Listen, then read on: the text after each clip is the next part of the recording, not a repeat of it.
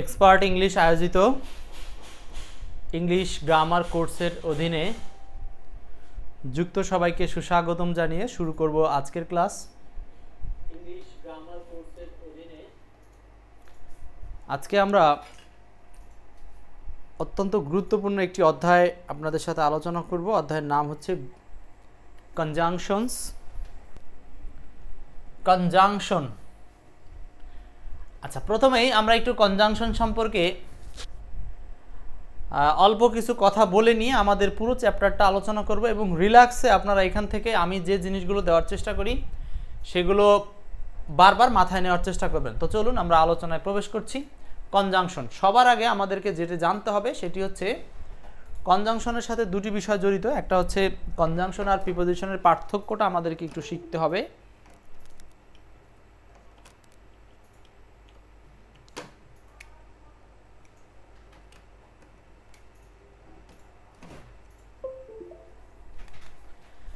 Conjunction versus preposition. প্রথম point আমাকে আগে এইটুকু আগে বোঝাতে হবে, কারণ আপনি যদি কনজাংশন আর প্রিপোজিশনের পার্থক্যটা না বুঝেন তাহলে অন্য জায়গাতে গিয়ে সমস্যা পড়ব। তো প্রথমেই একটু বুঝি। দেখেন, দুটোর একটা মিল আছে। মিলটা হলো দুইটাই যুক্ত করে। এখন কনজাংশন বা প্রিপোজিশন দুটোর কাজই হলো যুক্ত করা। এখন কে কাকে যুক্ত করবে এইটুক বোঝার জন্য আপনাকে একটু ছোট্ট পয়েন্ট বোঝাতে হচ্ছে। প্রিপোজিশন যাকে যুক্ত করবে সে হবে এর পরবর্তীতে থাকা কোনো ওয়ার্ড অথবা ফ্রেজ। ওয়ার্ড অথবা ফ্রেজ, যেমন আমরা বলতে পারি যে অফ পিপুল একটা ওয়ার্ড অথবা একটা ফ্রেজ, অফ দ্য পেন। আমরা যদি এরকম করে চিন্তা করি, তার মানে প্রিপোজিশন যুক্ত করে একটা সেন্টেন্সের না, বরং একটা বাক্যের অপর অংশের কোনো ওয়ার্ড অথবা কোনো ফ্রেজের সাথে যুক্ত করবে পুরো সেন্টেন্সের অন্য কোনো অবস্থানকে। ঠিক আছে? আচ্ছা, আর প্রিপোজিশন, এটা প্রিপোজিশন। আর কনজাংশনের কাজটা কি? কনজাংশনের কাজ হলো কনজাংশন যুক্ত করবে একটা ক্লজকে। ক্লজ কাকে বলে? আমরা জানি ক্লজ হচ্ছে একটা সাবজেক্ট প্লাস অন্তত একটা ভার্ব থাকে। তার মানে আমরা পার্থক্য বুঝে নিলাম যে আমরা প্রিপোজিশনের পরে যেটা পাবো সেটা হচ্ছে ওয়ার্ড অথবা ফ্রেজ, আর কনজাংশনের পরে যেটা পাবো সেটা হলো একটা ক্লজ, মানে যেখানে সাবজেক্ট অথবা সাবজেক্ট প্লাস ভার্ব থাকে। যেমন আমরা এখানে যদি উদাহরণ হিসাবে বলি, সিন্স হি ওয়েন্ট, মানে আমরা পুরোপুরি দিচ্ছি না, এই যে দেখেন এটা একটা ক্লজ ডট ডট। তাহলে আমরা এইটাকে বলতেছি হচ্ছে কনজাংশন আর এটাকে বলতেছি হলো প্রিপোজিশন। তাহলে আমাদের এই প্রথম কনসেপ্টটা ক্লিয়ার রাখবো যে কোনো শব্দকে আমরা প্রিপোজিশন বলবো নাকি কনজাংশন বলবো, সেটা বোঝার জন্য অবশ্যই আমাকে চেক করতে হবে ওই শব্দটার পরে কি ব্যবহার করা আছে। যদি সাবজেক্ট প্লাস ভার্ব অথবা শুধু ভার্ব দিয়ে অনেক সময় ক্লজ হয়, এক কথায় ওয়ার্ডের পরে যদি ক্লজ থাকে তাহলে ওই লিঙ্কারটার নাম হলো কনজাংশন। আর এই কনজাংশন বা মানে লিঙ্কারের পাশে যদি ওয়ার্ড বা ফ্রেজ থাকে তাহলে ওই ওয়ার্ডটার নাম হলো প্রিপোজিশন। আমার মনে হয় এতটুকু ধারণা ক্লিয়ার। বুঝতে পারছেন কিনা সবাই? তাহসান বলেন, বুঝতে পারছেন কিনা? তাহলে প্রিপোজিশন হচ্ছে ওয়ার্ড বা ফ্রেজকে যুক্ত করে, কনজাংশন হলো একটা ক্লজকে যুক্ত করে। আচ্ছা, এখন এই পর্যন্ত বোঝা হয়ে গেল। আমরা দুই একটা একটু ওয়ার্ড দেখি, দুই একটা এক্সাম্পলস দেখি। এক নম্বর, a conjunction is a part of speech. A conjunction is a part of speech that dash thought. বলেন এটা কি হবে আনসার? একটু আমি এখানে একটু ক্লিয়ার করে দিচ্ছি, দাঁড়ান।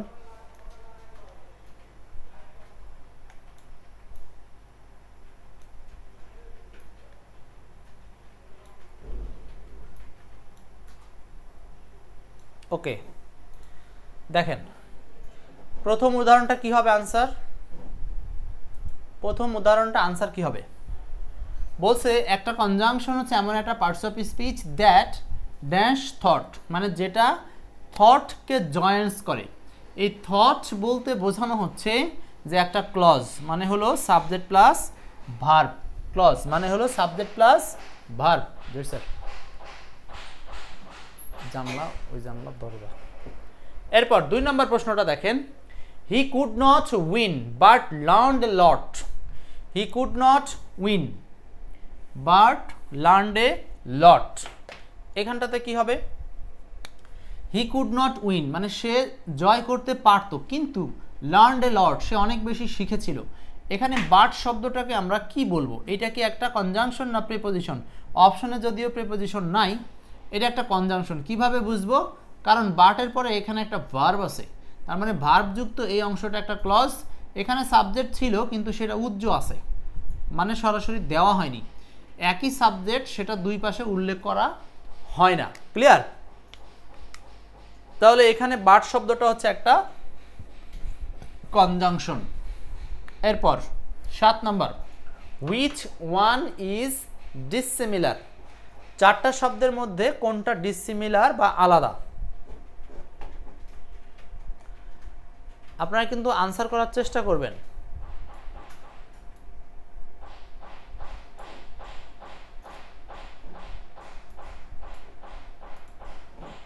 ওকে, 7 number, which one is dissimilar, নিচের কোনটি আলাদা?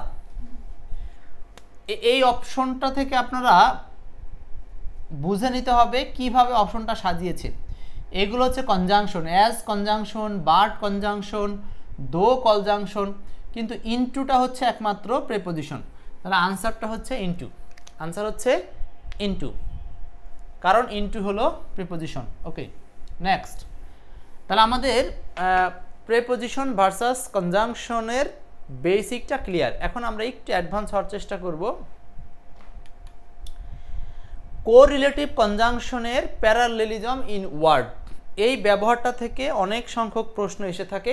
সো আমরা একটু দেখব আমাদের টার্মসের নামটা কি। টার্মসের নামটা হচ্ছে কোরিলেটিভ কনজাংশনের ব্যবহার, সোজা কথা। তো প্রথমে আমার জানতে হবে যে কোরিলেটিভ জিনিসটা কি। ঠিক আছে, কোরিলেটিভ জিনিসটা কি, প্রথমে আমার এইটা জানতে হবে। আচ্ছা আসেন একটু দেখি। কোরিলেটিভ কথাটার মানে হলো সম্পর্কযুক্ত। সম্পর্কযুক্ত। দেখেন, এই যে কনজাংশনের একটা লিস্ট আমি এখানে দিলাম, একটার সাথে আরেকটা জড়িত। যেমন আমরা যদি কোথায় নট অনলি লিখি, তাহলে ডট ডট বাট অলসো লিখতে হয়। মাঝখানে কিছু একটা থাকে, এখানেও কিছু একটা থাকে। তাহলে এই যে নট অনলির সাথে বাট অংশের আর বাট অলসোর একটা রিলেশন, এই রিলেশনের নামটাই হচ্ছে কোরিলেটিভ। সো সহজ করে বলতে গেলে যে কনজাংশনগুলো জোড়ায় জোড়ায় বসে, সহজ করে আবার বলছি, যে কনজাংশনগুলো জোড়ায় জোড়ায় বসে সেগুলোর নাম কোরিলেটিভস। কিভাবে জোড়ায় বসে?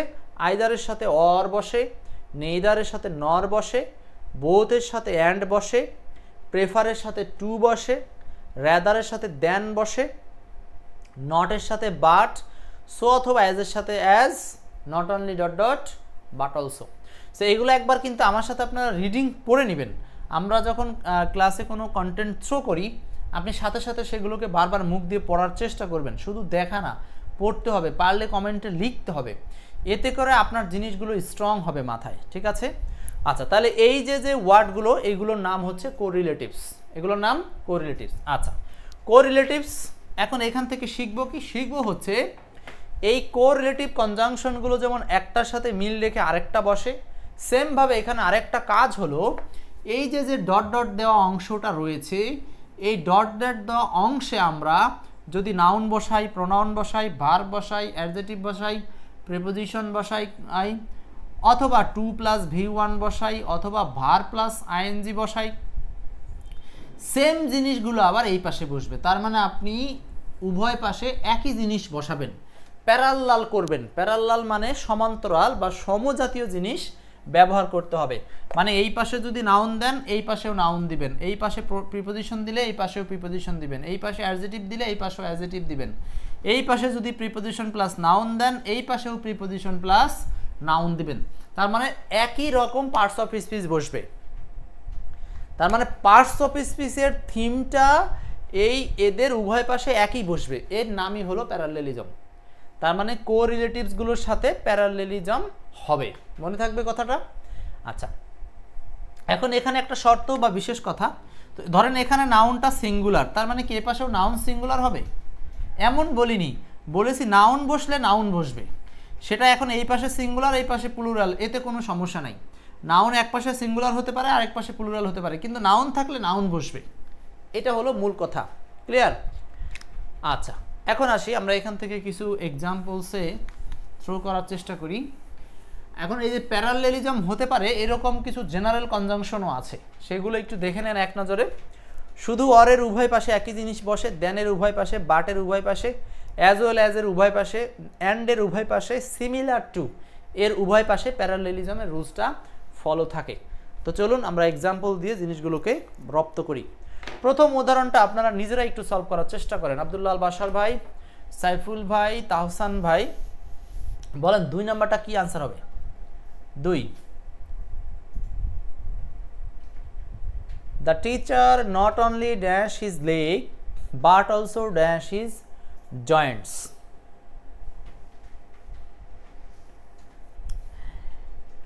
দ্রুত দেখি আপনারা বুঝতে পারছেন কিনা, এই সেন্টেন্সটা আনসার করেন। প্রশ্ন নাম্বার 2 নাম্বার প্রশ্নটা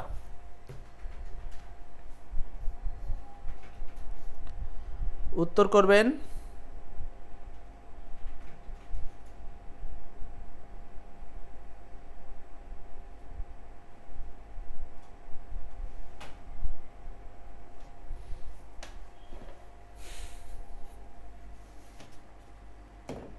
দেখেন 2 নাম্বারটা হচ্ছে রায়হান কবির ভাই বলছেন হচ্ছে এ নাম্বার আনসার। দুঃখিত, এ নাম্বার নিতে পারছি না, আনসার হবে বি নাম্বার। কেন? আপনি নট অনলির পরে যেমনটা বসাবেন বাট অলসোর পরেও তেমনটা বসাবেন। সো আপনি যদি ব্রক ইউজ করেন, ব্রক হচ্ছে V2, তাহলে আমাকে একইভাবে ডিসলোকেটেড এইটা হলো V2, তার মানে আপনি ভার্বের পাস্ট ফর্ম ইউজ করছেন। সো এইখানে যদি ভার্বের পাস্ট ফর্ম ইউজ করেন, এখানেও ভার্বের পাস্ট ফর্ম ইউজ করতে হবে। এটাই ছিল প্যারালেলিজমের মূল কথা, বুঝতে পারছেন কিনা? সাইফুল স্যার এ হবে না, কিন্তু এ আপনি বলতেছেন হচ্ছে ব্রেক্স, আবার দিচ্ছেন ডিসলোকেট। না, এ যদি আপনি ব্রেক্স দেন তাহলে এখানে ডিসলোকেটস হবে, এস যোগ হবে। হ্যাঁ, তা কিন্তু হচ্ছে না, কারণ হচ্ছে দুই পাশে ভার্বের সমজাতীয় রূপ নিতে হবে। সো দুটাই পাস্ট টেন্স নিতে হবে। সো আনসারটা হবে বি নাম্বার। ভুল করে শিখতে পারছেন আশা করি। নেক্সট 3 নাম্বারটা বলেন। 3, আমরা কিন্তু আজকে ক্লাস শেষে আপনাদেরকে মডেল টেস্ট দিব, আই মিন ক্লাস শেষে আমরা পুরো ওভারঅলই যা পড়াবো সেগুলোর উপরে আবার একটা রিভাইজ টেস্ট নিব। 3 number, which of the following sentence is correct? নিচের কোনটা কারেক্ট? I prefer. এখন দেখেন এখানে কি করবেন, প্রেফারের সাথে ডট ডট টু বসে, রাইট? তাহলে প্রেফার ডট ডট টু আমরা প্যারালেলিজমে দেখেছি। তাহলে এখানে রাইট রিড অথবা রাইটিং রিডিং, আপনি কোনটা দিবেন? দেখেন প্রেফার ডট ডট রিড মানে প্রেফারের সাথে টু বসে, এটা হলো প্যারালেলিজম। প্রেফারের সাথে টু বসে, এটা হলো প্যারালেলিজম। এখন প্রশ্ন হলো এখানে আপনি ভার্বের যেই রূপ দিবেন, এখানেও ভার্বের সেই রূপ দিবেন। তাহলে 3-এর ক্ষেত্রে এখানে একটা সমস্যা অনেকে ফিল করবেন হয়তো। তাহসান বলছেন 3-এর এ নাম্বার। আচ্ছা, এতক্ষণ যা শিখছি সেই হিসাব করলে এ নাম্বার সঠিক বলতে পারেন, কিন্তু ডি নাম্বার কেন ভুল বলবেন তাহলে? কারণ ডিতেও তো একই স্টাইল আছে, প্রেফারের পরে আইএনজি আছে, আবার 2-এর পরেও আইএনজি আছে। মনে রাখবেন একটা রুলস আছে, সেটা হলো প্রেফারের পরে যদি কোনো ভার্ব আসে তাহলে সেই ভার্বের সাথে আইএনজি যুক্ত করতে হয়। এই নিয়ম অনুসারে প্রেফারের পরে রাইটিং হবে, আবার 2-এর পরেও রাইটিং হবে। সো আনসারটা হবে 4 নাম্বার। যারা বুঝেন নাই এখন বুঝে নেন, তাহলে আনসারটা হচ্ছে 4 number. I prefer writing to reading. I prefer writing to reading.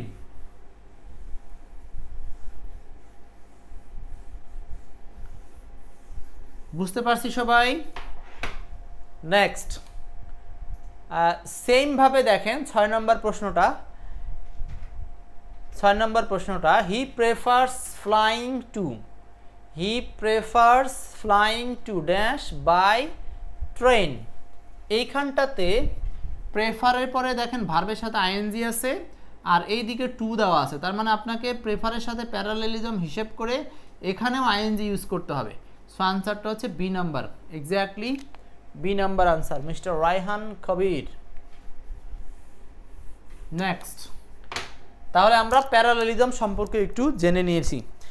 এখন আসি আমরা আমাদের কনজাংশনের অর্থগত ব্যবহারটা একটু জরুরি, এটা একটু পড়ব।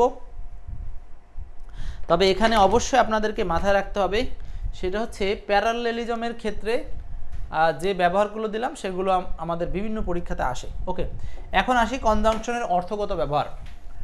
অর্থগত ব্যবহারটা কি জিনিস? সেটা হলো একটা কনজাংশন তার অর্থের উপর বেস করে একটা সেন্টেন্সে কোথায় বসবে সেইগুলো নিয়ে আমরা আলোচনা করব। আসেন দেখার চেষ্টা করি।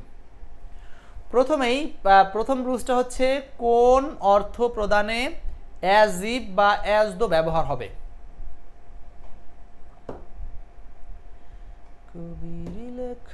আচ্ছা বলেন তো, কোন অর্থ প্রদানে অ্যাজ ইফ অ্যাজ দো ব্যবহার করা হবে?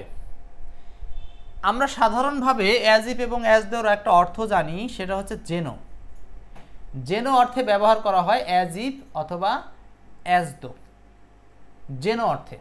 তো এইটা খুব সহজ, এখানে আমরা অতিরিক্ত আর কোনো কথা বলবো না, এই শুধু অর্থটা মনে রাখলে আপনি আনসার করতে পারবেন। একটা সেন্টেন্সে যখন যেন অর্থের প্রয়োজন হবে সেইখানটাতে আপনারা অ্যাজ ইফ অথবা অ্যাজ দো যে কোনো একটা দিতে পারেন।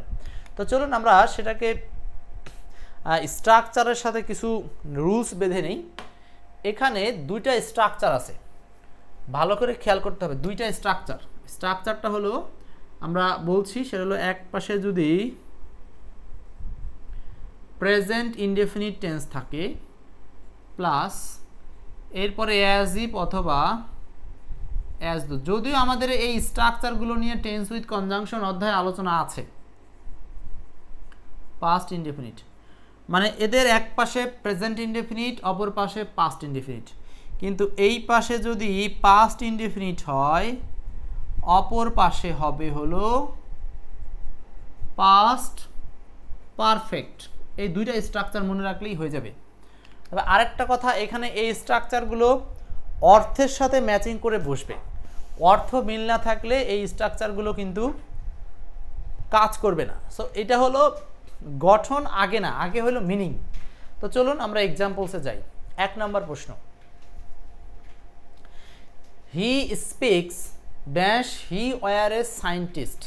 আচ্ছা, এখন এই সেন্টেন্সটার দিকে তাকিয়ে আপনাকে বুঝতে হবে যে অপশনগুলো যেহেতু এখানে অ্যাজ ইফ, বিকজ, লাইক বিভিন্ন কনজাংশন দিয়েছে, তাহলে এটা কনজাংশনের অর্থগত ইউজেস।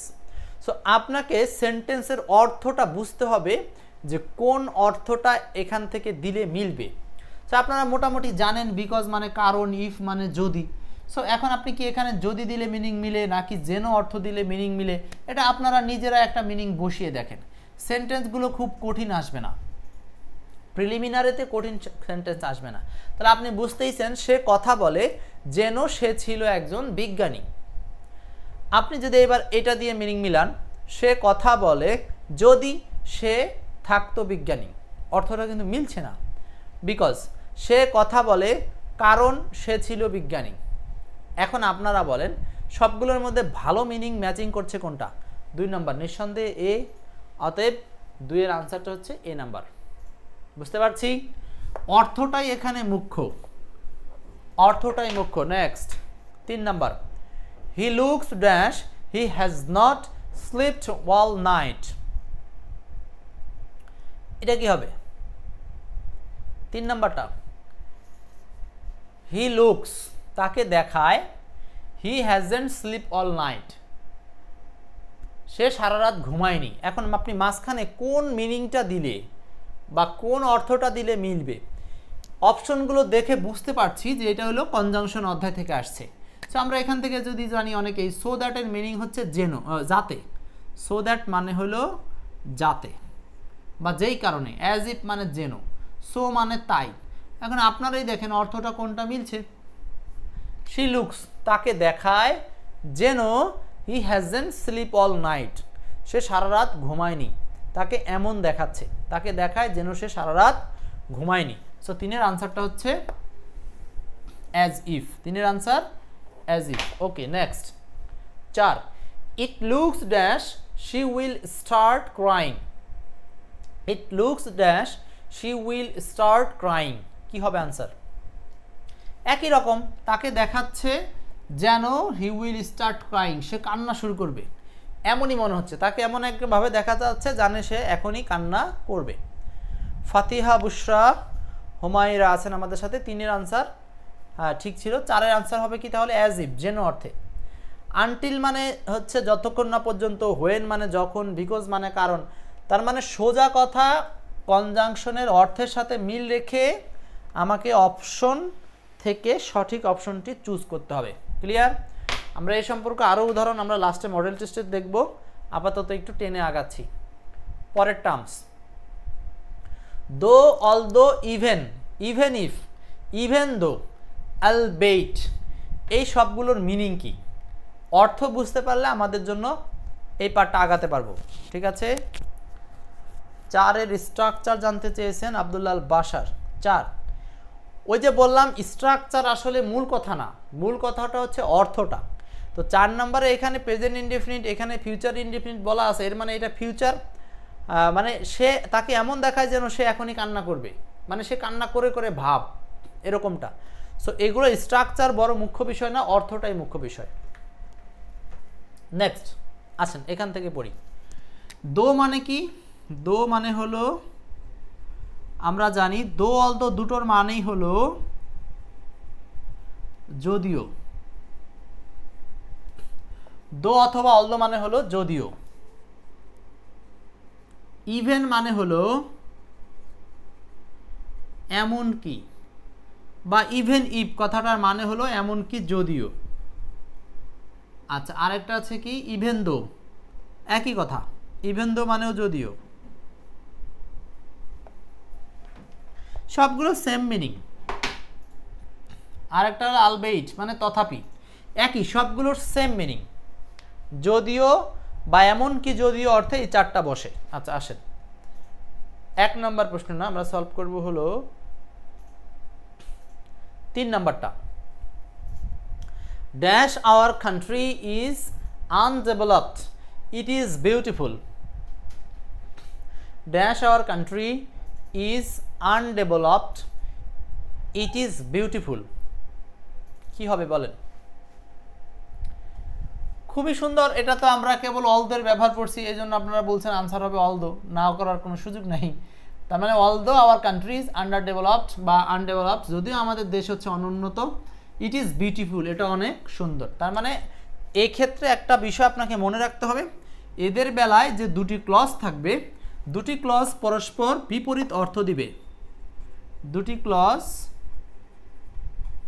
বিপরীতমুখী অর্থ দিবে, দুটি ক্লজ বিপরীতমুখী অর্থ দিবে, দুটি ক্লজ বিপরীতমুখী অর্থ দিবে। নেক্সট পরেরটা, but for, if, provided that, এগুলো আমাদের দরকার নাই, কারণ এগুলো আমরা হচ্ছে তারপর একটু দেখাই দিই। দেখেন এখানে আছে কি but for, but for, if, provided that. If মানে তো আমরা নর্মালি জানি ইফ হচ্ছে যদি অর্থে ব্যবহার করা হয়, আর প্রোভাইডেড দ্যাট মানে হচ্ছে if plus subject plus not dot dot. তার মানে এই যে এরকম ইফ যুক্ত কোনো অংশ যদি নেগেটিভ থাকে, তো সেটাকে তুলে দিয়ে আমরা ওই জায়গাতে ব্যবহার করতে পারি provided that, provided that but for use করতে পারি। ঠিক আছে, বাট ফর ইউজ করতে পারি আমরা। তার মানে বাট ফরের ইউজেসটা আর কিছুই না, এটা হলো ইফ যুক্ত কোনো নেগেটিভ ক্লজকে তুলে দিয়ে সেখানে আমরা বাট ফর ইউজ করতে পারি, ইফ যুক্ত নেগেটিভ ক্লজকে তুলে দিয়ে সেখানে আমরা বাট ফর ইউজ করতে পারি। সো এটা আমরা এক্সাম্পল ছাড়া বোঝাইতে কষ্ট হবে। এটা দেখেন 1 নম্বর প্রশ্নটা দেখেন, 1 নম্বর, আমি বোঝাচ্ছি, দাঁড়ান। এই সেন্টেন্সের আনসারটা হচ্ছে সি নাম্বার। হ্যাঁ, এটা বাট ফর, কিন্তু কেন হলো সেটা দেখাই। দেখেন এইটা সেন্টেন্সটা ছিল এরকম, if you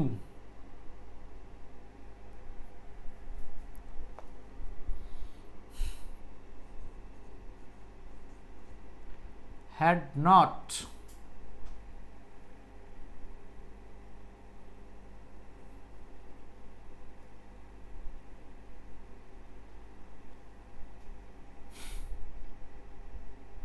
if you had not had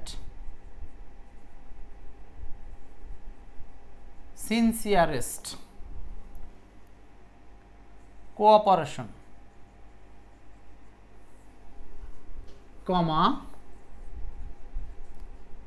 I would have failed। সেন্টেন্সটা বুঝতে হবে। সেন্টেন্সটা ছিল এরকম, if you had not had sincerest cooperation, যদি তোমার সিনসিয়ারেস্ট কোঅপারেশন না থাকিত, আই উড হ্যাভ ফেইল্ড, মানে আমি ফেইল করতাম, মানে আমি ব্যর্থ হতাম। সো এইখানটা থেকে আমরা যেটা বুঝতে পারছি, এই অংশটা ইফযুক্ত এই অংশটা হলো নাবোধক, এইটুককে তুলে দিয়েই এখানে ব্যবহার করা হচ্ছে বাট ফর। বাট ফর হচ্ছে আর কিছুই না, সেটা হলো ইফযুক্ত নাবোধক ক্লজকে তুলে দিয়ে ব্যবহার করতে হয়।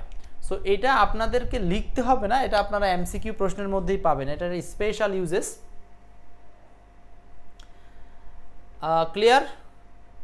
তাহলে আমরা বাট ফর কোথায় ইউজ করব? যে সমস্ত জায়গাতে ইফযুক্ত ক্লজটাকে নেগেটিভ করা থাকে সেই ক্ষেত্রে ইফযুক্ত ক্লজটাকে নেগেটিভ করা থাকে। সবাই কি বুঝতে পারছেন এই বিষয়টা, এই প্রশ্নটা? তাহলে প্রশ্নটা ছিল এরকম, if you had not had sincerest cooperation I would have failed. So এইটাই জাস্ট এইখানে আমরা সংক্ষেপ করে ওরা চেয়েছে বাট ফর। আশা করি বুঝতে পারছেন। নেক্সট,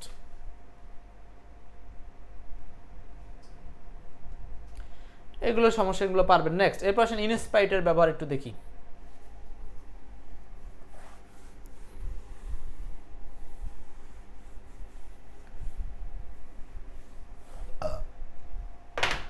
বলেন, in spite of, despite, instead of, yet, still, এগুলোর অর্থগত ব্যবহার কি? In spite of, despite, instead of, yet, still, এগুলোর অর্থগত ব্যবহার কি?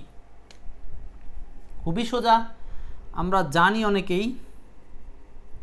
ইন স্পাইট অফ, এখানে সবগুলো আলাদা আলাদা, হ্যাঁ, তিনটা শব্দ। ইন স্পাইট অফ মানে হলো সত্ত্বেও। আচ্ছা, ডেসপাইট মানেও সত্ত্বেও। এখন একটা সমস্যা, আমরা অনেকেই ডেসপাইটের সাথে অফ ইউজ করি। মাইন্ড ইট, ডেসপাইটের সাথে অফ বসবে না, এটুকু জানা জরুরি। হ্যাঁ, ইনস্টিডের সাথে অফ বসে সেটা অন্যভাবে। ইয়েট মানে তবুও, স্টিল মানে এখনো। ইয়েট মানে তবুও, আর স্টিল মানে হলো এখনো। স্টিল মানে এখনো।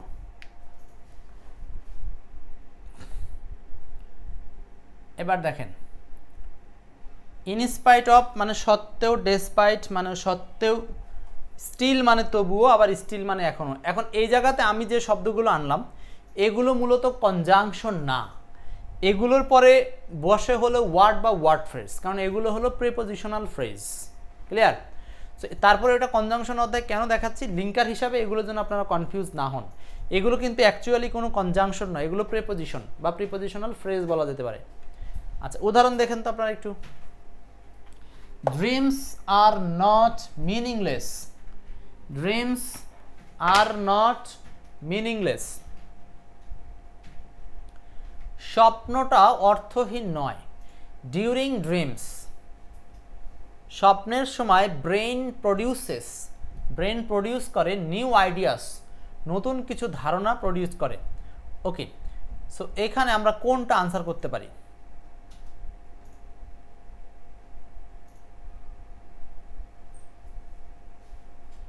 একটু ভাববার আছে, যদিও আমরা এতক্ষণ যে কয়টা শব্দ নিয়ে কথা বলছি তার মধ্যে ইনস্টিড কথাটা আছে।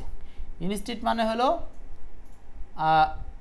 ফলশ্রুতিতে বা যা সত্ত্বেও বা তারপরেও, মানে ড্রিমস আর নট মিনিংলেস, মানে হচ্ছে স্বপ্নটা অর্থহীন নয়, বরং এটা ইনস্টিটিউট অনেক সময় বরং অর্থে ব্যবহার করা হচ্ছে, বরং ড্রিমস ডিউরিং ড্রিম, স্বপ্নের সময় আমাদের ব্রেইন নিউ কিছু প্রডিউস করে, নিউ আইডিয়া প্রডিউস করে। তার মানে এখানে ইনস্টিটিউট কথাটা বরং অর্থে ব্যবহার করা হয়েছে, ইনস্টিটিউট কথাটা বরং অর্থে ব্যবহার করা হয়েছে, বরং। আচ্ছা নেক্সট,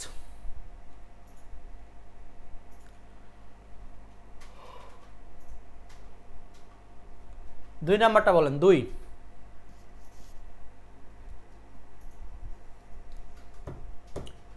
দুই নাম্বারটা বলতে হবে dash losing the first match, dash losing the first match, our team dash dash won the world cup. এখানে ভালো করে বুঝতে হবে জিনিসটা, এই যে লসিং দ্য ফার্স্ট ম্যাচ। আচ্ছা দেখেন এখানে লসিং দ্য ফার্স্ট ম্যাচ, এখানে প্রথম ম্যাচ হারিয়া, এই জায়গাতে একটা খেলা আছে, সেটা হলো এখানে কিন্তু কোনো রকম সাবজেক্ট প্লাস ফাইনাইট ভার্ব নাই। সো এখানে যেটা লসিং আছে এটা একটা নন ফাইনাইট ভার্ব। সো এই অংশটা কোনো ক্লজ না, কমার আগ পর্যন্ত ধরবো আমরা, এই অংশটা কোনো ক্লজ না, এটা একটা ফ্রেজ। সো আমরা বলছি ফ্রেজের সামনে বসে হলো প্রেপোজিশন। সো এই জায়গাতে বিকজ অফ, এটা একটা ফ্রেজ, কারণ শুধু বিকজ কনজাংশন হয় আর বিকজ অফ প্রেপোজিশন হয়। বিকজ অফ মানে হলো কারণে। আচ্ছা, ডেসপাইট মানে সত্ত্বেও, ইনস্পাইটের সাথে অফ দরকার ছিল, যেহেতু অফ নাই সেহেতু অপশনটাই ভুল। ইন অর্ডার টু উদ্দেশ্যে, তো এখানে উদ্দেশ্যে কোনো অর্থ দিচ্ছে না। দেখেন অর্থটা দাঁড়াচ্ছে এরকম যে প্রথম ম্যাচ হেরে যাওয়া, আমাদের team won the world cup. দেখেন বলছে প্রথম ম্যাচ হেরে গেলেও আমাদের টিম ওয়ার্ল্ড কাপ জিতেছে, তার মানে এখানে একটা মিনিং দিতে হবে সত্ত্বেও, যে প্রথম ম্যাচ হেরে যাওয়া সত্ত্বেও আমাদের team has won the world cup, আমাদের টিম কি ওয়ার্ল্ড কাপ জয় করেছে। তাহলে মিনিংটা কি বোঝা গেল? অর্থের তারতম্যটা এখানে জরুরি। সো দুইয়ের আনসার হলো ডেসপাইট, ডেসপাইট মানে সত্ত্বেও। মনে রাখবেন ডেসপাইটের সাথে অফ বসে না, আর ইন স্পাইট এর সাথে অফ বসে। নেক্সট, সেম ভাবে আরেকটা উদাহরণ দেখেন, we went out dash the cold weather, cold weather. Fatiha, Humaira. আচ্ছা দেখেন তো এখানেও যদি আমরা দেখি সে শূন্যস্থানের যে পজিশনটা, তারপরে যেটা ব্যবহার করা হয়েছে তিনটা ওয়ার্ড মাত্র, এগুলো কোনো ক্লজ না, এগুলো হচ্ছে ওয়ার্ড ফ্রেজ। তার মানে the cold weather, sorry the cold weather মানে ঠান্ডা আবহাওয়া বা শীতল আবহাওয়া। সো এখানে আমরা কি ব্যবহার করতে পারি? আমরা বাইরে গিয়েছিলাম, ঠান্ডা আবহাওয়া, মাঝখানে কি দিলে মিলে? কথাটা ঘুরে আসবে, বা আমরা জানি যে ইংলিশ মিনিংটা শেষ দিক থেকে আসে। তার ঠান্ডা আবহাওয়া আমরা বাইরে গিয়েছিলাম, ঠান্ডা আবহাওয়া আমরা বাইরে গিয়েছিলাম, ডেসপাইট দিলে মিনিংটা মিলবে, ঠান্ডা আবহাওয়া সত্ত্বেও আমরা বাইরে গেলাম। ক্লিয়ার? তার মানে এখানে সত্ত্বেও বোঝাতে আমাদের আনসার করতে হবে ইন স্পাইট অফ, নাই যেহেতু ডেসপাইট হবে আনসার। বুঝতে পারছি? বাকিগুলো হবে না, কারণ বাকিগুলো আপনি অর্থ মিলবে না। দেখেন আপনি দেখেন যে ঠান্ডা যাই হোক বাইরে গেছি, ঠান্ডা যদিও, আপনি তো প্রথমেই কনজাংশন ব্যবহার করতে পারবেন না প্রথম শর্তেই, সেটা হলো কনজাংশন একটা, এই কনজাংশন অলদো। সো অলদো কনজাংশনের পর অবশ্যই সাবজেক্ট প্লাস ভার্বের প্রয়োজন ছিল, কিন্তু এখানে দেখলাম যে শূন্যস্থানের পরে সাবজেক্ট ভার্ব নাই, বিধায় আমরা কনজাংশন প্রথমেই নিতে পারবো না, কারণ কনজাংশন বসার জন্য এই জায়গাটাই যৌক্তিক না, বা জায়গাটাই কনজাংশন বসার মতো নয়। ওকে, আরেকটা প্রশ্ন দেখেন একই রকম, এখানে আনসার কোনটা দিব? 13 number, in spite of the rain মানে বৃষ্টি সত্ত্বেও cricket match was not cancelled, cricket match cancel করা হয়নি। তার মানে বৃষ্টি সত্ত্বেও ক্রিকেট ম্যাচ ক্যান্সেল করা হয়নি, বৃষ্টি সত্ত্বেও ক্রিকেট ম্যাচ ক্যান্সেল করা হয়নি। নেক্সট, এরপরে পরের টপিক লেস্ট আর হচ্ছে লেট অ্যান্ড লোনের ব্যবহার। আপনারা কি এগুলো লিখতেছেন? আমি কিন্তু লাস্টে গিয়ে আবার আপনাদের সাথে একটা মডেল টেস্ট আছে, লেস্ট অথবা লেট অ্যালোন, মানে আমরা বিক্ষিপ্ত কিছু প্রশ্ন সলভ করব আপনাদের সাথে, অল্প কয়েকটা। লেস্ট এবং লেট অ্যালোনের ব্যবহার দেখেন। লেস্ট কথাটার মানে হচ্ছে পিছে ভয় হয় যে, মানে কোনো কাজ না করলে কি হবে। লেস্টের পরে সাধারণত যেটা থাকে সাবজেক্ট প্লাস শুড প্লাস ভার্বের বেস ফর্ম থাকে। আরেকটা হচ্ছে লেট অ্যালোন। লেট অ্যালোন মানে হলো তাও আবার। এটা কেমন কথা? তাও আবার মানে হলো যে সে 1 প্লেট ভাতই খেতে পারে না, তাও আবার 10 প্লেট। মানে অবাস্তব কল্পনামূলক ক্ষেত্রে আমরা এরকম বাংলা ইউজ করি। হ্যাঁ, সে সাইকেলই চালাতে পারে না, তাও আবার উড়োজাহাজ। বুঝাতে পারছি? সে 2 টুকরো মাংসই খেতে পারে না, তাও আবার একটা গরু। মানে কি? মানে এখানে ছোট থেকে অতি বড় কোনো সেন্স বোঝানোর ক্ষেত্রে আমরা লেট অ্যালোন কথাটা ব্যবহার করে থাকি। সো আমরা দেখি এক্সাম্পলস কিছু। যেমন 1 নম্বরটা একটু বলেন। এক্সাম্পল 1 আপনারা সলভ করেন। 1 নম্বরটা বলেন।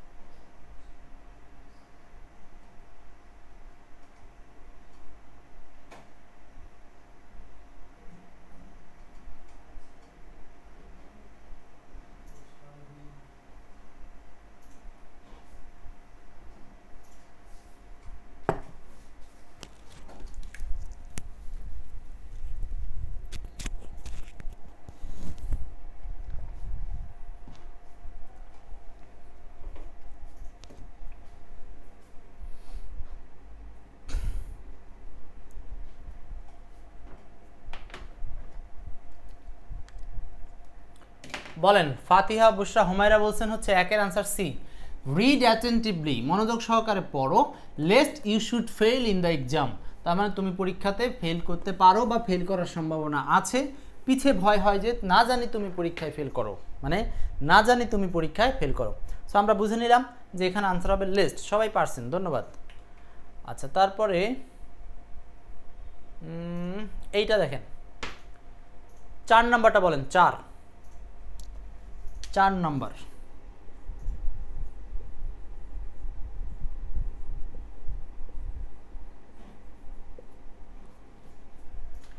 Alam is a poor man. Alam একজন গরিব মানুষ। He can not buy a bicycle dash a car. সে বাইসাইকেল চালাতে পারে না,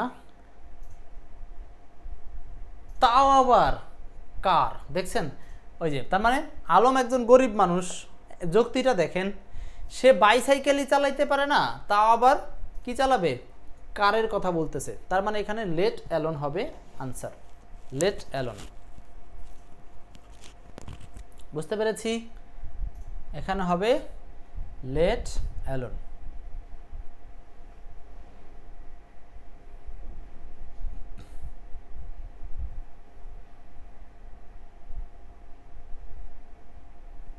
নেক্সট,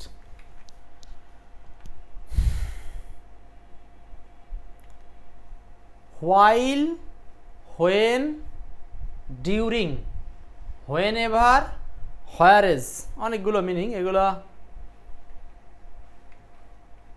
আমি জটিল করার চেষ্টা করব না, শুধু এখানে 3টা জিনিস এর বর্ণনা একটু দেব।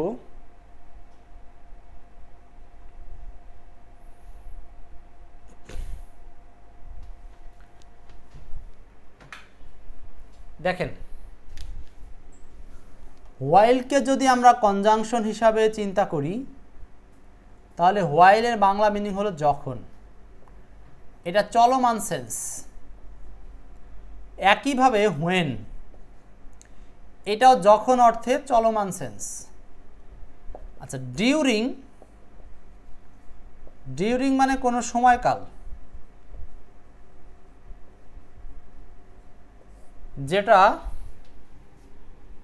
আপনার একটা পয়েন্ট থেকে শুরু হয়ে চলবে, অন্য একটা পয়েন্ট পর্যন্ত থামবে, এমন একটা সময়কাল। ধরেন জানুয়ারি থেকে ডিসেম্বর, রবিবার থেকে মঙ্গলবার, সকাল 10টা থেকে সন্ধ্যা 5টা, এরকম যদি কোনো একটা সময়ের ভাগ বোঝায় বা বিস্তর সময় বোঝায়, সেক্ষেত্রে আমরা ডিউরিং কথাটা ব্যবহার করব।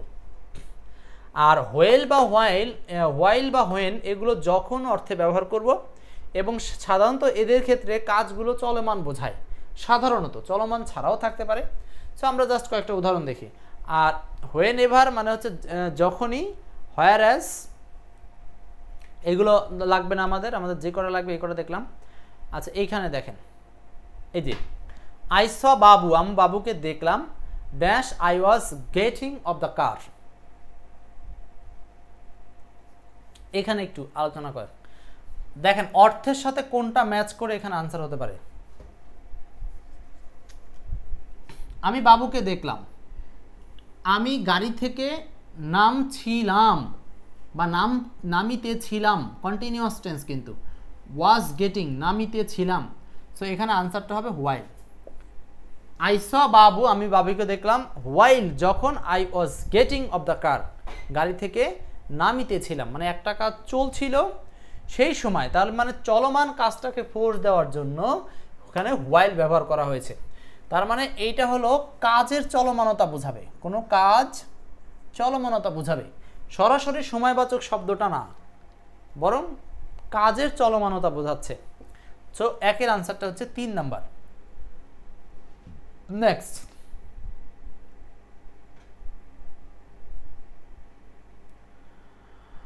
আচ্ছা এগুলো আপনারা পারবেন আস্তে আস্তে, সমস্যা নেই। নেক্সট, তাহলে আমরা হোয়াইল হোয়েন দিয়ে আমরা আরও উদাহরণ করব একটু পরে, পরেরটা একটু দেখি। So that, in order that, now that. So that, in order that, now that. So that মানে আমরা জানি, সো দ্যাট মানে কি, যাতে বা যেই কারণে।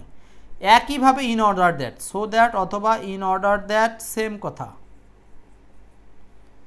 সো দ্যাট অথবা ইন অর্ডার দ্যাট সেম, দুইটার মানেই হলো যাতে, সো দ্যাট অথবা ইন অর্ডার দ্যাট। নাও দ্যাটও সেম মিনিং, একই রকম, এগুলো আমরা অর্থ জানলেই পারবো।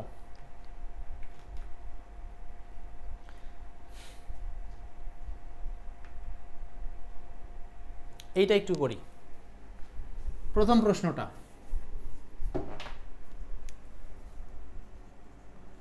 নাও দ্যাট কথাটার মানে হলো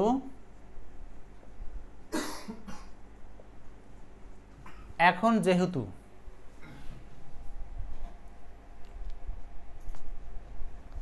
অর্থ করার চেষ্টা করেন। দ্য এক্সাম ইজ ওভার, পরীক্ষা শেষ। We can play for a tour, আমরা ট্যুরের আয়োজন করতে পারি।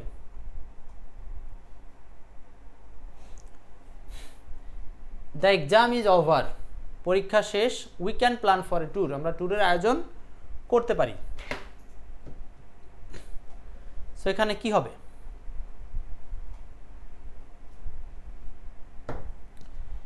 এখানে হবে হচ্ছে নাও দ্যাট। কেন, মানে এখন যেহেতু, এখন যেহেতু পরীক্ষা শেষ আমরা ট্যুরের আয়োজন করতে পারি। তার মানে এই জায়গাতে আপনি যদি শুধু যেহেতু মিনিং দেন তাহলে মিলবে না, বা আপনি যদি যাতে মিনিং দেন তাও মিলবে, কিন্তু অতটা এক্স্যাক্ট হবে না। সো আমরা কিন্তু বাংলায় অনেক সময় ব্যবহার করি, এখন যেহেতু আমার পড়ালেখা শেষ আমি ঘুমাবো, এখন যেহেতু আমার কাজটি শেষ আমি চলে যাব, এরকম। সো এই কারণে এখানে এখন যেহেতু অর্থ, এখন যেহেতু মিনিংটা কি, এখন যেহেতু, দুটো মিনিং একসাথে, নাও এবং দ্যাট, এখন যেহেতু। এই কনজাংশনগুলোর মিনিংগুলো আমাদের মাথায় রাখতে হবে, তবেই আমরা পারবো, নতুবা কিন্তু আমাদের পরীক্ষার হলে ভুল হবে। বুঝতে পারছি সবাই? নেক্সট, সমস্যা নাই, এগুলো পারবেন। এটা একটু পড়েন, 5 নাম্বারটা সলভ করেন। 5, I am reading in between the lines. I am reading in between the lines. আমি একেবারে খুঁটে খুঁটে পড়ছি বা গভীরভাবে পড়ছি। I can understand the book well. বইটা আমি ভালোভাবে বুঝতে পারি। এখানে কি হবে, যাতে, so that।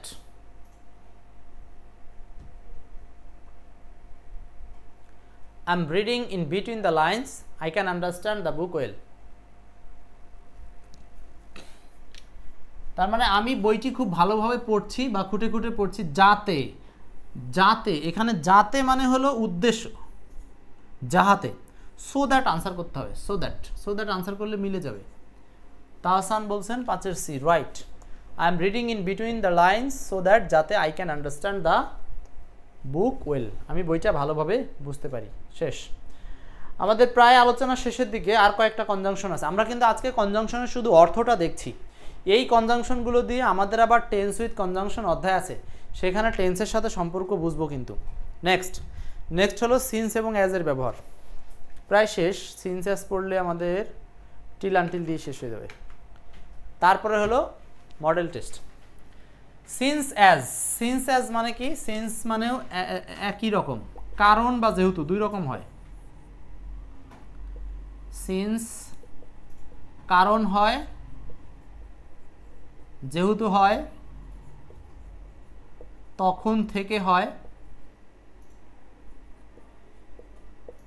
যখন থেকে হয়, এরকম সিন্স দিয়ে। যখন থেকে, তখন থেকে, কারণ, এরকম। আচ্ছা দেখেন, দে সাফার্ড মাচ, তারা অনেক পরিমাণে ভুগেছে বা সমস্যায় পড়েছিল। Tornado had hit their village, মানে টর্নেডো তাদের গ্রামে আঘাত করেছিল, তারা অনেক ভুগেছে। শূন্যস্থানে বলছে টর্নেডো তাদের গ্রামে আঘাত করেছিল, দুইটা ঘটনা। এটা 31তম বিসিএস আসা প্রশ্ন। হ্যাড হিট তার মানে এটা হলো পাস্ট পারফেক্ট, আগের কাজ। আগে টর্নেডো তাদের এলাকায় আঘাত করছে, তারপরে হলো তারা অনেকে ভুগেছে বা বিপদে পড়েছে, সাফার্ড করেছে। তার মানে এইটা পাস্ট ইনডিফিনিট। এখন আপনি বলেন এখানে কোনটা দিতে পারেন? যখন থেকে, তার মানে টর্নেডো আঘাত করার পর থেকে, তাদের গ্রামে টর্নেডো আঘাত করার পর থেকে তারা অনেক পরিমাণে ভুগেছিল। সো এখানে আনসারটা হচ্ছে সিন্স। অপশনগুলোর দিকে তাকালে আপনারা বুঝতে পারবেন যে অর্থটা কোন দিকে যাচ্ছে। তাহলে সিন্সের মিনিং কিন্তু অনেকগুলো, যখন থেকে, তখন থেকে, কারণ, যেহেতু, এরকম অনেকগুলো অর্থ দিতে পারে। সো আমাদের কনজাংশন অধ্যায়টার মধ্যে সবচেয়ে জরুরি হলো কোন কনজাংশনের একাধিক মিনিং আছে, সেটা কিভাবে শিখবেন, এই মিনিংগুলো আপনাদের জানতে হবে। আর এক্ষেত্রে অবশ্যই আপনারা এই যে এক্সপার্ট ইংলিশ বইয়ের সাপোর্টটা নেবেন। এই বই যাদের কাছে নাই তারা একটু কষ্ট করে সাপোর্ট নেবেন, এই বই সাপোর্ট নিলে আপনার জন্য মঙ্গল হবে। নেক্সট, এগুলো লাগবে না, পরেরটা till until unless. Till until আর হলো আনলেস। আচ্ছা, টিল আনটিল আনলেস, এগুলো টিল মানে হলো যতক্ষণ পর্যন্ত, যতক্ষণ পর্যন্ত। আনটিল মানে হলো যতক্ষণ না পর্যন্ত,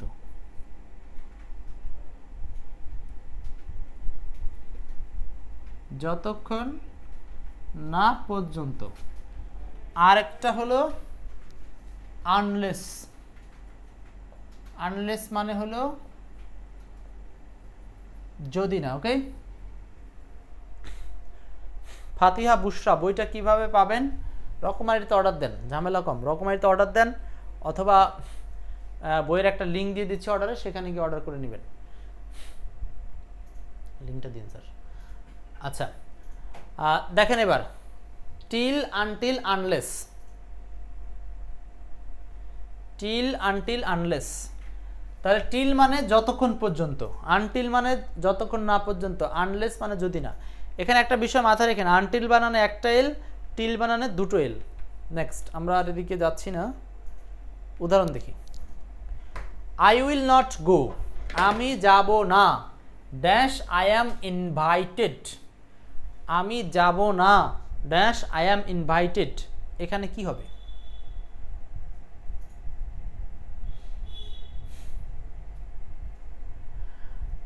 I will not go, আমি যাব না, ড্যাশ I am invited।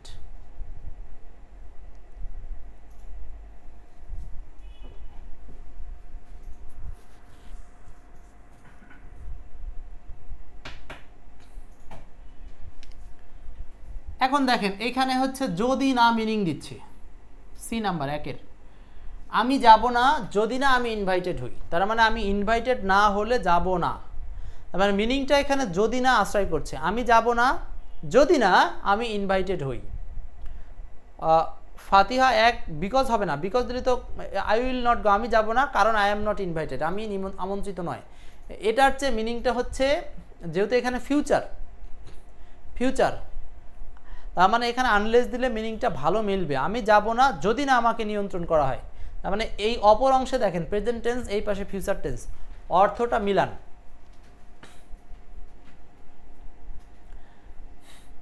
এইখানে তো প্রেজেন্ট টেন্স, যদি এরকম হতো যে আমি যাব না, এখানে পাস্ট টেন্স আছে, তখন আপনি কারণ দিতেন, আমি যাব না কারণ আমাকে দাওয়াত দেওয়া হয়নি, এরকম হলে, বা আমাকে দাওয়াত করছিল না বা দাওয়াত করে নাই, সেই ক্ষেত্রে আপনি পাস্ট টেন্স হলে বিকজ দিতেন।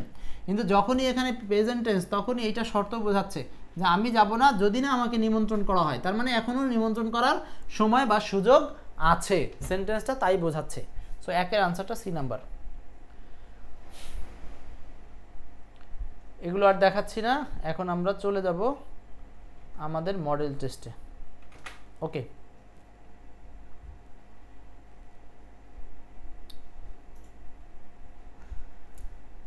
আলোচনা আমাদের মোটামুটি শেষ। এখন আমরা অল্প কয়েকটা প্রশ্ন সলভ করব, প্রশ্নগুলো সলভ করেই আপনাদের কাছ থেকে বিদায় হবে। সো 6 নম্বরটা থেকেই সলভ করেন। এবার মিক্সচার, এতক্ষণ যা পড়েছি সবগুলোর মিক্সচার আপনারা সলভ করবেন, আমি শুধু দেখব।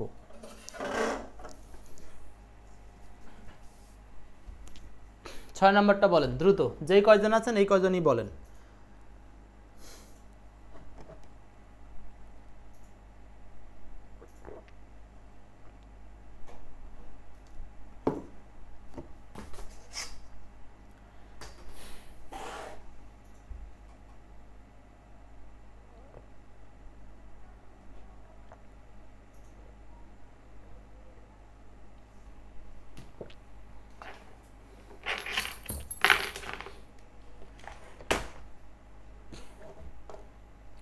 "20 years ago, mobile phones were not easily available in Bangladesh" বলছে 20 বছর আগে মোবাইল ফোন বাংলাদেশে অ্যাভেলেবেল ছিল না।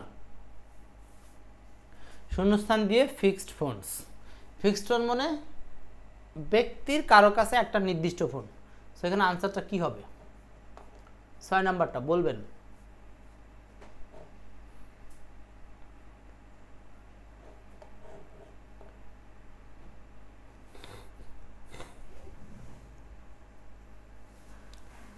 আনসারটা হবে হচ্ছে তাও আবার, মানে লেট অ্যালোন। তাও আবার মানে হলো লেট অ্যালোন।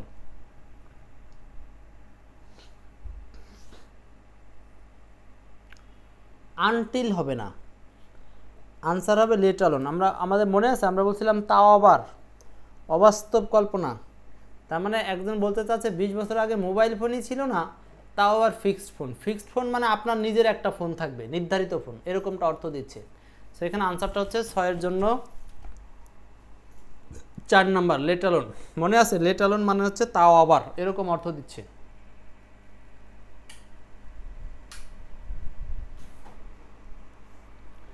নেক্সট 3 নাম্বারটা বলেন। Dash living in the water, whales breathe air।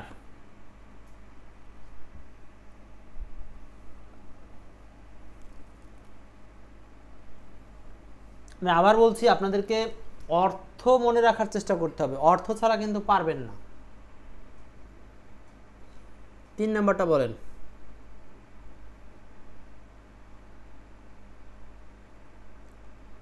তিন,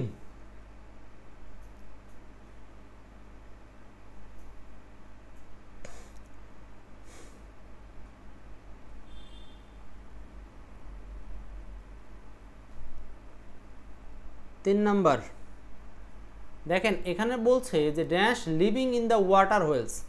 সো এখানে দেখেন পানিতে বাস করে, হোয়েলস মানে তিমি, ব্রেথ এয়ার, বাতাস থেকে নিঃশ্বাস নেয়। তার মানে এখানে বোঝানো হচ্ছে যে সত্ত্বেও, আপনি কেন সত্ত্বেও আনসারটা করবেন? 3-এর সি আনসার করতে পারবেন না।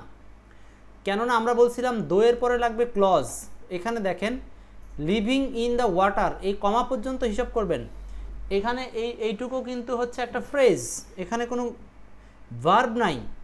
লিভিং এটা তো non finite verb, finite verb তো না, ফাইনাইট ভার্ব নাই। নন ফাইনাইট ভার্ব হচ্ছে সরাসরি আইএনজি থাকলে সেটা নন ফাইনাইট, এটার সামনে কোনো অক্সিলারি নাই। তাহলে এটা হচ্ছে একটা ফ্রেজ, তো ফ্রেজের সামনে আপনি দো অল দো এরকম কোনো কনজাংশন দিতে পারবেন না, কারণ ফ্রেজের সামনে বসবে হলো প্রেপোজিশন, যে কথা আমরা ক্লাসের শুরুতেই বলেছিলাম। তো প্রেপোজিশন মানে হলো ডেসপাইট, তার আনসার করতে হবে despite. Despite living in the water, পানিতে বসবাস সত্ত্বেও, হোয়েলস ব্রেথ ওয়াটার মানে হচ্ছে এয়ার, তারা বাতাস থেকে নিঃশ্বাস গ্রহণ করে। আব্দুল্লাহ আল বাশার বুঝতে পারছেন কিনা প্রশ্নটা?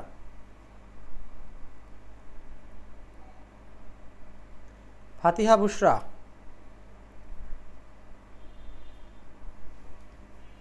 নেক্সট 7 নম্বরটা বলেন।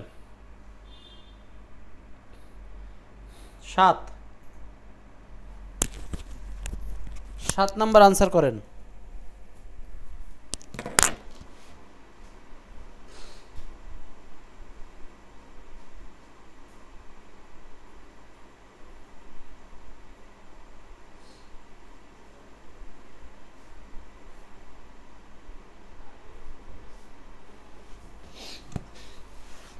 সাত নম্বরটা,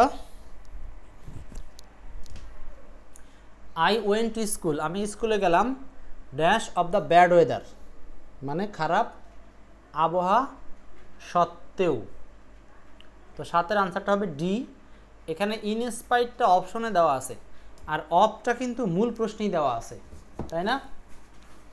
তার মানে হচ্ছে in spite of the bad weather, এই যে ব্যাড ওয়েদার এটা কিন্তু একটা ফ্রেজ, মাথায় রাখতে হবে যে আপনি প্রিপোজিশন নেবেন না কনজাংশন নেবেন সেটা কিন্তু খেয়াল রাখতে হবে।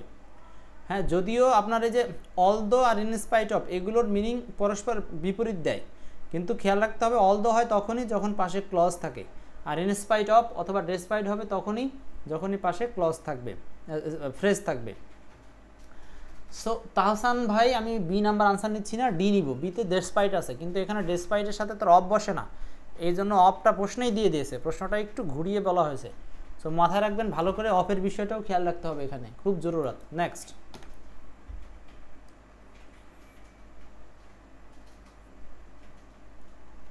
এইটা বলেন, আমি একটু একটু সবগুলো দিচ্ছি।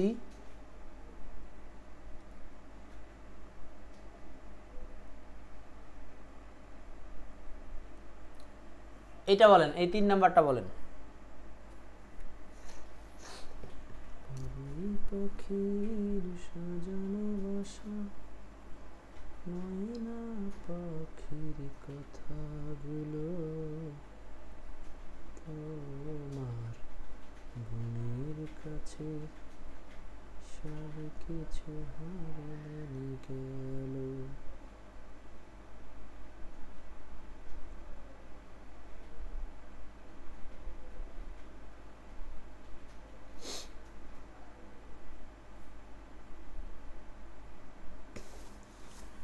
তিন নাম্বারটা বলেন। 3-এর আনসার হচ্ছে সি নাম্বার। হ্যাঁ, এটা একটু সহজ আছে, অনেকেই পারবেন, সহজ। 3 হচ্ছে লেস্ট হবে, কারণ লেস্টের পরে শুড আছে। I saw a blind man, এটা কি হবে? Dash I was walking along the road,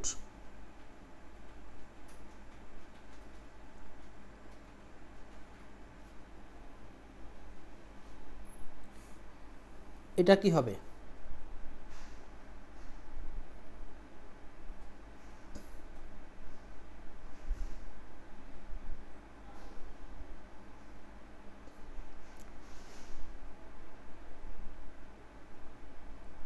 I saw a blind man dash I was walking in the road. Okay, 2-এর আনসার সি, রাইট, হোয়াইল হবে, কারণ এখানে যখন বোঝাচ্ছে, যখন I was walking along the road, আমি রাস্তা দিয়ে যখন হাঁটছিলাম।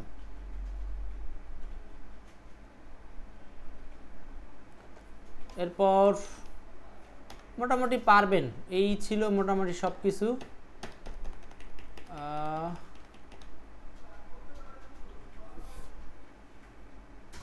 এটা বলেন 5 নাম্বারটা, এবং এটাই শেষ, 5 নাম্বারটাই শেষ।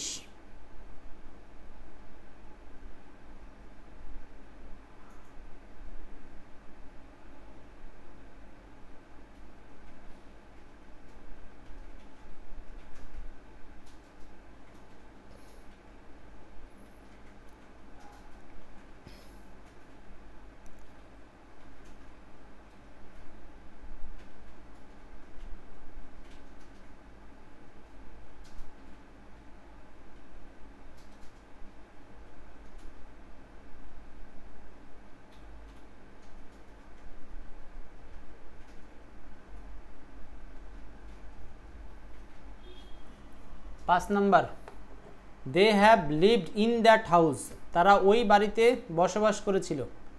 Dash they were children.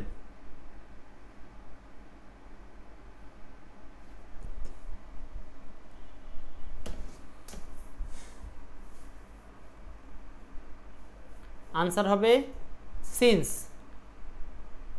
Since they were children মানে যখন তারা শিশু ছিল, অর্থাৎ শিশু অবস্থা থেকে, শিশুকাল থেকে, সোজা কথা, যখন তারা শিশু ছিল সেই কাল থেকে তারা ওই বাড়িতে বসবাস করে আসছিল।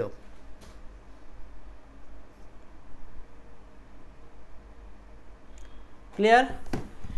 এই ছিল মোটামুটি আপনাদের সাথে আজকের কনজাংশনের পুরোপুরি আলোচনা। মনে হয় আপনারা সব কিছু শিখতে পারছেন। আর কিছু কারো কোনো প্রশ্ন আছে কিনা? না থাকলে বিদায় নেব ক্লাস থেকে।